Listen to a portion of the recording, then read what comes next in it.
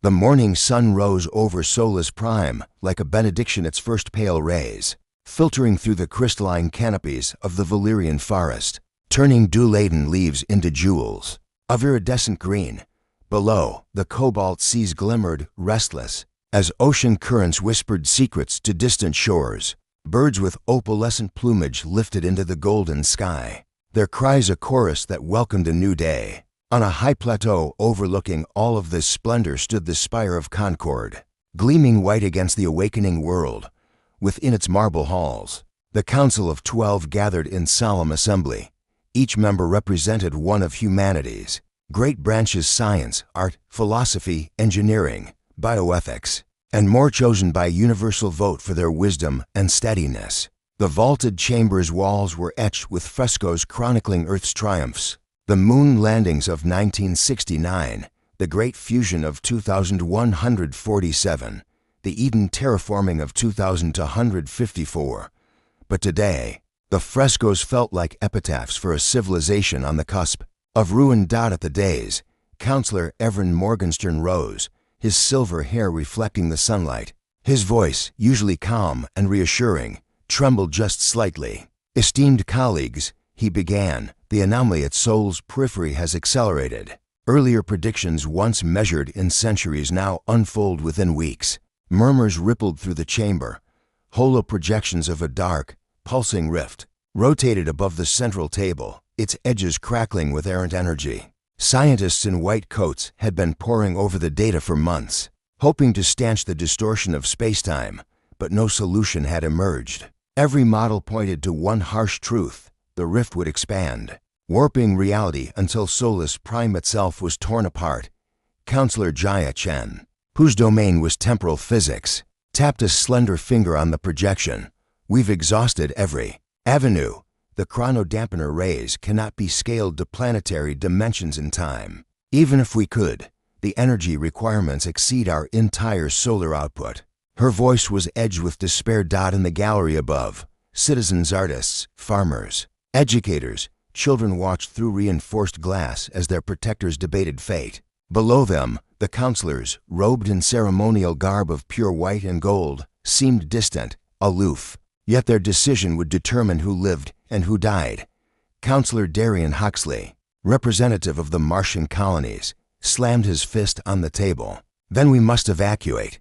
We have the Exodus fleet ready. Our top minds and engineers can carry our species forward to new worlds." His voice echoed off the curved walls. "Evacuate?" whispered Lysandra Vox, historian and council scribe.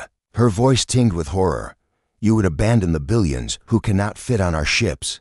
Darian fixed her with a steely glare. "Better a handful of survivors than none at all." A heaviness fell over the chamber. Through the wide window behind them, the world stretched in silent splendor, utterly unaware that those sworn to protect it were preparing to flee. 3 hours later, beneath the rolling hills of the Dorian Highlands, soundless as a grave, massive hangars yawned open. In their cold, cavernous depths stood ships of every design: sleek silver scouts, bulky green hull carriers, crimson-streaked liners for the elite. Each craft bore the constellation insignia of the Exodia fleet: powerful magnetic clamps and automated cranes loaded supplies, fusion cores, water recyclers, seed banks, archives of art and literature into cavernous cargo bays. Queue lines snaked along illuminated pathways. Families pressed against one another, hands clasped, faces streaked with tears and defiance. Armed peacekeepers in black uniform kept watch, ensuring only authorized evacuees, the chosen, as the council had termed them, advanced through security checkpoints. On one of the loading platforms stood 9-year-old Mira Alonso, clutching a worn backpack to her chest. Her parents, Asha and Kale, stood beside her, their expressions taut with grief. People hurried past, thrusting carry-on pods and high-density food packs into their arms. Mira's small form was dwarfed by the towering bulkheads of the soon-to-depart shuttle. "This isn't fair," Mira whispered, voice quavering. "Why can't everyone come with us?" Her mother knelt to meet her eye to eye, brushing a strand of chestnut hair behind Mira's ear. "Honey," Asha said gently, "they've chosen those who can help build our new home. They need engineers, scientists, Soldiers, her voice caught. They've said the rest won't survive the rifts. Mira's lip trembled. But Dad said there was another way. Her father ruffled her hair, attempting a smile that didn't reach his eyes. He reached into his coat pocket and produced a small silver data chip. This is the reason they left, Mira, he murmured as he pressed it into her palm. On that chip is everything, meeting logs, private council discussions, truths they don't want broadcast. Promise me you'll keep it safe, and if I never come back, you'll share it with those who can still fight for Earth. Tears welled in Mira's eyes as she nodded, pressing the chip to her heart. A roar of engines suddenly filled the cavernous space as the Crimson shuttle prepared to depart. Through reinforced glass panels, Mira watched the high-thrust boosters ignite, sending plumes of yellow-white flame dancing along the tarmac. Hand in hand, her parents climbed the boarding ramp. Security officers checked biometric passes. A final wave goodbye. Be brave, her father called down.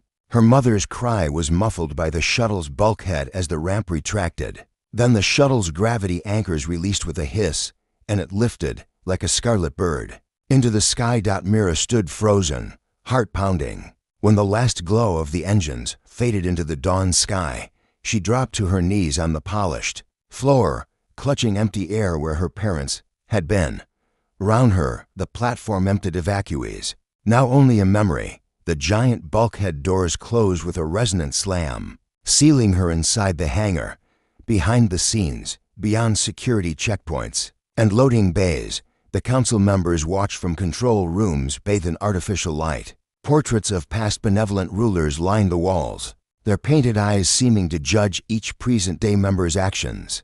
Counselor Evan Morgenstern stared at the evacuation manifest, numbers flickering on holo displays. Beneath each name lay a life, a story, a family. His chest tightened with guilt. How many left behind? He asked in a low tone. 8.3 billion, sir. AI Director Samara responded flatly. 52 million evacuees. Evan closed his eyes. 52 million. A drop in the ocean of humanity. They had saved their elite. They'd saved knowledge. But they'd abandoned the planet and everyone who called it home. Counselor Jaya Chen's voice crackled through his earpiece. The rift expands. We have 2 weeks before the outer crust begins to fracture. Evan slid from his chair. Then we must depart within 48 hours. Initiate quantum jump calibrations. I want each ship to have optimal escape vectors. He turned away from the display. On the far wall glowed a single surveillance feed of Mira kneeling on the empty platform. Alone and trembling, in that moment, he felt the full weight of betrayal. Outside, the world held its breath. Those who could not or would not board the Exodia fleet watched the sky with a blend of hope and fury. News feeds showed protests, riots, solemn vigils. Priests of myriad faiths gathered to pray for deliverance. Engineers and technicians, left without invitation, worked desperately to retrofit cargo freighters, clandestinely seeking passage. But armed peacekeepers silenced every overture. Council Decree 1429, they intoned mechanical, authorizes only designated evacuees. All others remain. In the highlands of Valyrian Forest, a community of indigenous scholars known as the Lumina Elders held a silent council. Beneath the bioluminescent trees, their leader, Grand Matriarch Cyril, traced glowing vines with wizened fingers. The world is fracturing, she murmured. Our ancestors warned of this time. We must safeguard the heartseed, the living crystal that binds our forest's ley lines. If Earth falls, all life there dies. They loaded the heartseed into a sanctuary vault and sealed it behind wards of pure energy. Let the counselors fly, Cyril intoned. But know this, if they betray a single forest, a single child, we will unleash the full power of Solus Prime to defend her. The forest hummed in agreement, as though sentient, back in the hangar. Mira rose unsteadily to her feet, brushing tears from her cheeks. The data chip felt like a stone in her palm, cold, weighty, unforgettable. She tucked it into her backpack and squared her shoulders. She had no plan, no allies, but she carried the key to the council's shame. If the world was left to die, someone would need to tell its story. Someone would need to hold the council accountable. She lifted her gaze to the closed bulkhead doors, where faint cracks of light outlined their edges. Tomorrow, she would find a way out. Tomorrow, she would begin, for Earth, for her parents, for every voice left silence beneath the Council's fear, and for the hope that even in the darkest dawn, one spark could set the stars ablaze. The Exodia fleet sailed into the void like a river of living sparks, dozens of vessels, linked by shimmering jumpstream ribbons that stretched behind them like the tails of comets. From the command bridge of the Astra Fidelis, Counselor Everin Morgenstern watched the stars blur to streaks of light as the fleet executed its first collective hyperspace transition. Beneath his polished fingers, the control console pulsed with the fleet's heartbeat, engine statuses, life support metrics, the ever-growing tally of jumpstream distortions. Status report. Everin commanded.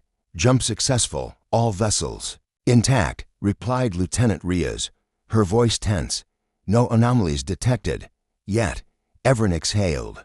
For a moment, he allowed himself relief. They had left Earth behind, the endless forests, the sapphire oceans, the world of betrayal, and now they pressed onward toward a new home among the stars. The Council had promised salvation. In their conviction, they believed themselves shepherding humanity to safety. But safety, Everin knew, was an illusion. Weeks after departure, as the fleet completed its third synchronized jump, the first warning arrived: the disappearance of the scout ship, Orpheus. One moment it was there, a gleaming dagger of white and silver, and the next, its transponder went silent. Sensors scoured the jumpstream corridor, only to find nothing, no wreckage, no debris, no remains. It was as if the Orpheus had simply been devoured by the void. Murmurs of alarm rippled through the fleet. On conference channels, captains questioned whether they were being preyed upon by hostile aliens, or whether the Council had deliberately culled inconvenient vessels. Rumors spread of clandestine orders to reduce non-essential traffic, of engineers forced to strip ships for parts. Fear began to fester like a poison. In the lower engineering decks of the Astra Fidelis, the atmosphere was thick with unease. Captain Arjun Nader stood before a bank of flickering holoscreens, studying lines of code that scrolled too fast for the untrained eye. He'd been invited by Counselor Morgenstern himself to oversee propulsion calibrations, an honor and a responsibility. Yet Aryan's gut churned with doubt. Levers of power and control had already been twisted. Supplies were being rationed. Maintenance crews reported inexplicable power drains. Welds unspooled themselves. Fusion reactors hiccuped in patterns that defied physical laws. Each incident was logged and buried deeper within fleet archives. Aryan's second in command, Lieutenant Sorolevin, approached with a datapad in hand. Captain, she began, voice low. I've cross-referenced the missing vessels with the Council's manifest. There's no pattern of class or mission profile. It's random. Aryan's jaw tightened. He tapped commands into the terminal. Pull up the raw jumpstream sensor logs, every feed we've archived since departure. Sora's fingers flew across the pad. Moments later, the engineering bay was bathed in the ghostly glow of spatial distortion graphs, angular spikes, like the heartbeats of a dying creature, pulsed at uneven intervals. How many of these rifts have we crossed now? Arjun asked. 7 confirmed anomalies, sir, Sora replied, each larger than the last. He closed his eyes, and they're growing. Meanwhile, high in the Council's secluded sanctum on the Astra Fidelis, Everin met in secret with Jaya Chen and Darian Huxley. Their polished table, circular as a cradle, reflected the pale light of distant quasars. We can't keep losing ships at this rate, Darian said, his expression grim. We're hemorrhaging resources and faith. Jaya shook her head.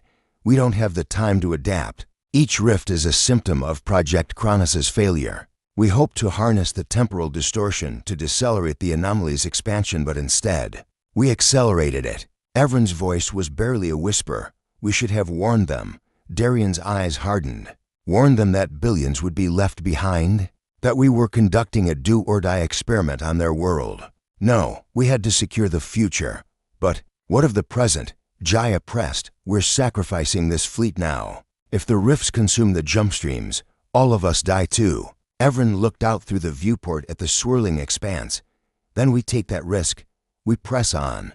Below decks, in a nondescript maintenance corridor, Captain Arjun convened a clandestine meeting. He'd contacted a handful of trusted officers, navigators, engineers, data specialists, those who could still think for themselves. They gathered around a makeshift table of stacked tool crates. Lit by the dim glow of emergency lighting, Arjun pressed a finger against the wall panel, opening a hidden compartment that revealed a smuggled access terminal. "I've intercepted communications from the Council," he said, voice taut. "They're hiding something from us. Something big." Lieutenant Sora leaned forward. "Like the Rift data we've known all along." Arjun shook his head. "More than that. Look." He tapped the screen, displaying encrypted logs. "Project Kronos." The words appeared in stuttering text. "Temporal stabilizer." It was supposed to seal the anomaly. Instead, it fractured. The jump stream corridors. A murmur of disbelief echoed. Chief Engineer Tamsin Voss narrowed her eyes. "They experimented on the entire fleet's warp network, on Earth first," Arjun confirmed. "Then adapted it for the ships. They used human test pilots in the early phases. Volunteers, they called them." He swallowed hard. Nobody lived to tell the tale. Silence settled. Each person grappled with the enormity of the betrayal. The Council had gambled with lives, hidden the stakes, and now condemned the very souls they claimed to protect. "We need proof," Sora said at last. "And we need to share it." Arjun nodded. "Tomorrow, during the next jump, we break into the Council's archives. We find the raw data meeting transcripts, core code, everything. We broadcast it across every comm channel in the fleet. Let every man, woman, and child hear the truth." A fierce resolve burned in their eyes.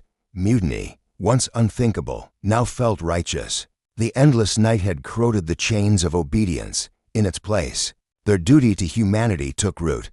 That night, as the fleet prepared for its fourth hyperspace transition, tension crackled in the corridors. Evans slept fitfully in his stateroom, dreams haunted by the image of Mira Alonso kneeling alone on Earth's cold tarmac. Somewhere in the darkness of space, her voice whispered from the data chip, "Tell them why we left." On the bridge, Chief Navigator Celine Price ran final course corrections. The jump coordinates shimmered on her holoscreen.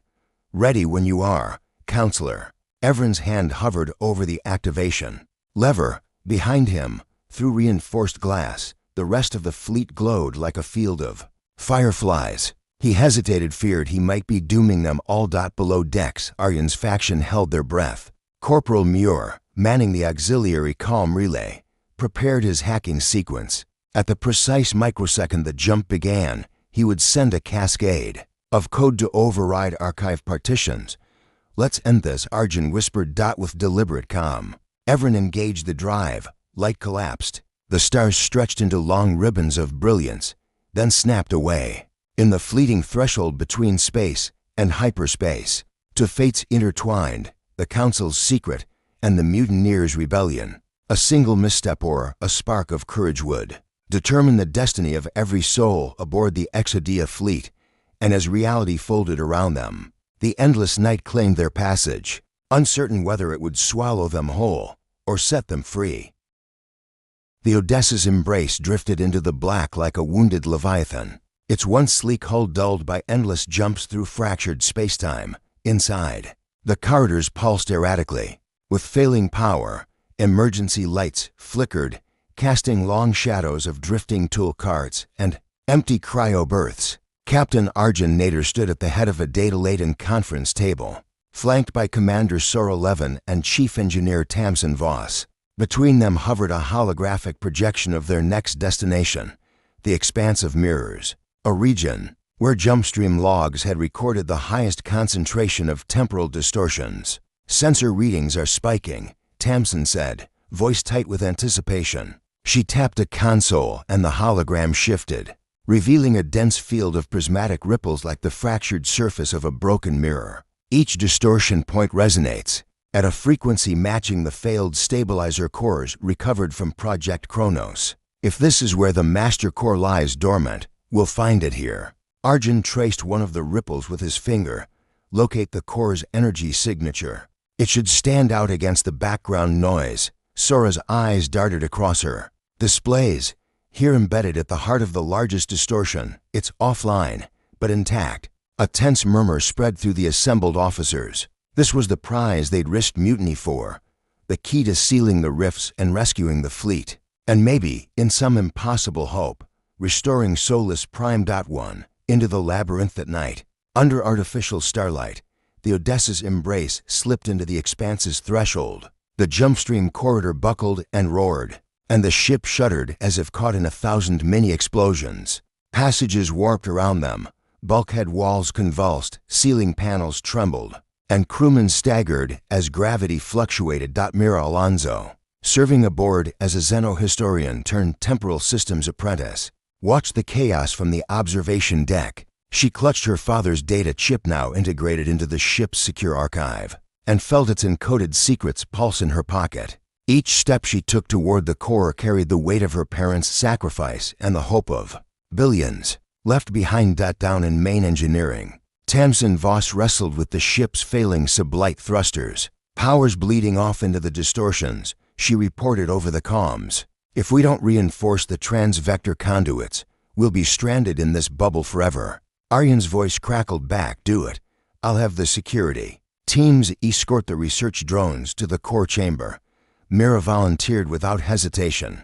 She suited up in an armored exoshell, its systems calibrated for variable gravity and radiation surges. With Sora at her side, they boarded a maintenance shuttle that speared toward the heart of the expanse. The core chamber's shuttle bay doors parted to reveal a cavernous void of shimmering silver and violet distortions, floating debris, twisted metal panels, broken life pods. Even the charred remains of an earlier expedition's drones drifted in slow motion. An ominous hum filled the chamber as the harnessed resonance of the distortions pulsed through the hull. Guided by drone-mounted scanners, Mira and Sora navigated past swirling eddies of displaced time. Each region they passed felt different. In one corridor, seconds stretched to minutes. In another, hallway echoes reversed, uttering warnings they'd not yet spoken. On her helmet's HUD, Mira watched her own vitals flicker backward. Her heart rate dropped, then spiked, then dropped again. At last they arrived at a vast antechamber, its curved walls fractured like a broken mirror. At its center stood the chronostall, the temporal stabilizer core, cold and inert. Coils wound in perfect spirals, vines of frozen energy arched between antennae, and panels of translucent glass crackled with latent power. Initialization port is here, Sora announced, pointing to a hexagonal recess at the base of the core. We interface with this panel to upload the reactivation sequence. Mira swallowed hard, recalling her father's final words. There's a catch. The stabilizer was never meant for this scale. She tapped open the data chip's interface on her wrist console and directed the reactivation code toward the core. 3. The choice is the sequence uploaded. Alarms wailed throughout the Odysseys' embrace. Captain Aryan's voice thundered in their calm channels. Abort. I'm getting readings. If we fire this up, the entire expanse could collapse. Mira's visor reflected the core's growing luminescence. The distortions are eating through reality, she shouted back. This is our only chance to stop them. Sora hesitated, hand hovering over the emergency abort button. But if it fails, then we die here, Mira cut in. Her heart hammered, a primal rhythm against the hum of the chamber. Better to face the unknown than to let the rifts swallow us all. With a decisive press, Sora overrode the abort. The stabilizer roared to life. Waves of golden blue energy pulsed outward, pushing against the prismatic distortions. The core's coils glowed hotter, and a shockwave rippled through the antechamber. For sacrifice and salvation. Back aboard the Odysseys' embrace, the ship convulsed as the stabilizer's activation propagated through the jumpstream network. Corridors buckled, side bulkheads trembled, distant screams echoed in the ventilation shafts. Bridges flickered between past and future states of the vessel. Mira's comm crackled with Tamsin's voice. Structural integrities are failing. Reinforce the sector gates, or we'll lapse out of phase. Sora keyed in auxiliary power reroutes. Divert every reserve to the sector gates. As reality reckoned itself, the distortions began to collapse, one by one, like dying stars imploding inward. But the process was unstable. Each collapse threatened to pull entire sections of space into limbo. In the final moments, Mira realized the worst truth. The core needed a stabilizing anchor, a living temporal vector. Without it, the final collapse would annihilate the ship. The anchor had to be organic, bound to the flow of time itself. Her gaze fell on Sora. It has to be someone on board. Before Sora could protest, Mira placed a hand on her friend's armored shoulder. Your physiology, your neural bioflux matches the core's resonance frequency. You can anchor it. Sora's eyes glistened. No, I'm not leaving you. Do it, Mira urged. You'll save us all. With trembling resolve, Sora activated the port on her wrist. A beam of light lanced from her armor into the core. She cried out as the energy fused her with the stabilizer, her body glowing with temporal flux. In that instant, time itself seemed to pause. The distortions collapsed into nothingness. The expanse of mirrors dissolved into the void, and the Odysseys' embrace re-emerged into normal spacetime, whole, battered, but alive. 5. Aftermath. Mira and Arjun found Sora in medical bay, her vitals steady but her consciousness drifting between moments. She smiled faintly, eyes distant. Worth it, she whispered. Mira grasped her hand. Because of you, we can chart a path back. Because of you, humanity still has a future. Above them, the ship's intercom crackled to life. All hands. Captain Nader's voice boomed. The distortions have ceased. We've lost several vessels to the mutiny fallout, but we've regained the right to decide our fate. Prepare to plot a return course to Earth. Silence followed, pregnant with possibility. In the observation deck, Mira held her father's data chip against her heart. The moment of truth had come. With the rift sealed, the Exodia fleet could turn back toward Solus Prime. But would Earth still be there? And would the Council accept accountability after everything that had been lost? As the stars wheeled outside the viewport, she allowed herself a small, hopeful smile. They had survived the edge of time. Now, at last, a new dawn beckoned. The Odysseys' embrace led a ragged procession of salvaged ships out of the jumpstream corridor, engines sighing in relief as they re-entered normal space.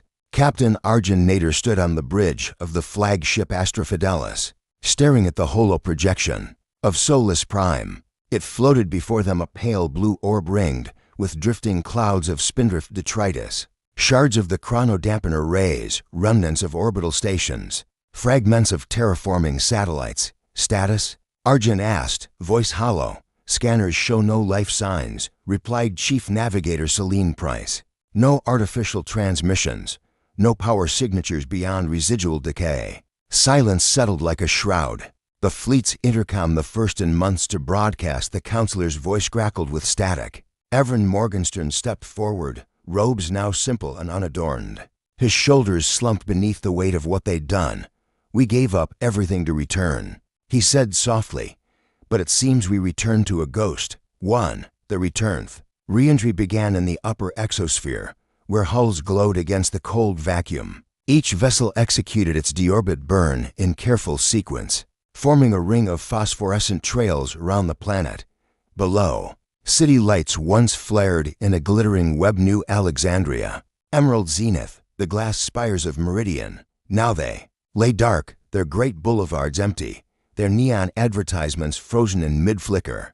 Evacuee shuttles descended toward the coastal plains of the Turleni Basin, where sprawling parks had once sprawled beneath a sapphire sky. Mira Alonso watched through the viewport, fingers curled around her father's data chip like a talisman. She had hoped for a reunion, a chorus of cheers, tears of welcome, the hum of life springing forth once more. Instead, they saw only silence and shadows on the tarmac of the great landing field. Moss pushed through buckled concrete, and vines crept across rusted turrets of atmosphere processors. The wind carried no voices, only the distant cry of wind harvest reels spinning in the hollow breeze. Aryan's voice came over the comm. Disembark in platoons. Perform sweep for survivors. Do not attempt to contact the fleet until we've confirmed conditions. 2. Echoes of betrayal. They found the first bodies near the Council's chemical garden. Skeletons, dressed in council robes, their final vigil held in stunned disbelief. Mirellet saplings had grown through cracked marble, petals dissolving into rust. In the Prime archives, holoscreens flickered, footage of the rift's progress. Council meetings debating evacuation, public filings redacted in the final hours. Mira entered the Hall of Testaments, its dome shattered by the distortion's gravitic shockwaves. She pressed her palm to the main console and unpacked the data chip. Holo letters spiraled outward, logs of private council sessions, minutes from Project Kronos briefings, emergency decrees ordering the left behind to remain. Her voice trembled as she read aloud to the assembled fleet leaders. We fled not to save Earth, but to preserve our vanity. We sacrificed billions to protect a seat of power. A hush fell. Evren Morgenstern's face drained of color. He had known this truth, but to hear it broadcast and filtered, irrevocable was to lose what little remained of his authority. 3. The temporal Titan sensors began to report anomalies. Clocks running backward, broadcasts from decades past, crackling on dead frequencies, the sky rippling with auroras of impossible colors. Time itself had been wounded by Project Kronos. In the ruins of New Alexandria's Central Plaza, street signs from 2151 flickered beneath headings from 2173. Citizens' recorded voices intermingled from different eras, lullabies sung by mothers long gone, revolutionary speeches from eras of upheaval. Chief Engineer Tamsin Voss theorized that the stabilizer's anchor point SOAR 11's sacrifice had bound the core to a single locus, but had left the planet's wider spacetime grid fractured. Time is leaking back in staccato bursts, she explained. We can't trust chronology. In a makeshift council tent, erected among the broken columns of the amphitheater of voices, Evren stood before the survivors. We cannot rebuild what was lost, he confessed, nor can we undo the rifts that haunt us, but we can choose how to move forward. Many turned away, fists clenched, mourning loved ones across scattered timelines, children who never grew old, elders who vanished at birth. Others embraced, tears mingling for joy and grief, for rivals and departures. For the new covenant, Myra stood alongside Evren and Arjun as they drafted the new covenant of Solus Prime, etched into stone slabs in the gardens of Second Dawn. The covenant vowed transparency, shared stewardship, and reparations to every soul wronged by the betrayal. They dedicated a council chamber to the memory of the left behind, its walls inscribed with their names, billions of stars in a black sky. But the greatest act of atonement was found in the rebuilding of the temporal archives. Led by Tamsin and a cadre of temporal physicists, they wove together splintered time streams, creating a living chronicle that acknowledged every parallel moment. Visitors could stand in the archive hall and, through holoscreen windows, witness the world's myriad possibilities, a thriving Earth that had withstood the rifts, a barren rock where life never took root, and the one they now inhabited, a tapestry of loss and hope. Mira dedicated her father's data chip to the archives. First vault, its contents open for all to study. Let this be proof, she said to assembled scholars, that even in betrayal we found truth, and in truth we rebuild trust. 5. Beyond return, years passed. Under a crooked sun, seedlings sprouted in reclaimed soil, nurtured by engineers and Lumina elders alike. The heartseed, once secreted away in the Valyrian forest, was replanted in the sacred grove, its living light restoring the ley lines that bound Earth's life. But no fleet returned home. The Exodia armada had fragmented, through the void ships adrift in distant galaxies, lost in collapsed dimensions, or anchored in isolated time pockets. Messages sent across the stabilizer network drifted unanswered. In a small clearing by the new temporal archives, Mira gazed upward at the night sky. It was a tapestry of uncharted stars, constellations her people would never chart together. At her side, young archivists recorded her words for future generations. Humanity left Solus Prime in search of salvation, but our destiny lay here all along. We are the keepers of time, the stewards of story, and though our kin may never return, our legacy endures in every sunrise, every memory, every choice we forge. The wind stirred the pages of the archive's open tomes, carrying echoes of distant voices, ship captains calling coordinates long since vanished, children singing lullabies unsung, and the whispered promise of futures yet unwritten, that no one came back, not even time, yet in the hollow where betrayal once reigned. A new dawn blossomed, woven from the courage to return, the wisdom to rebuild, and the unbreakable spark of humanity's hope.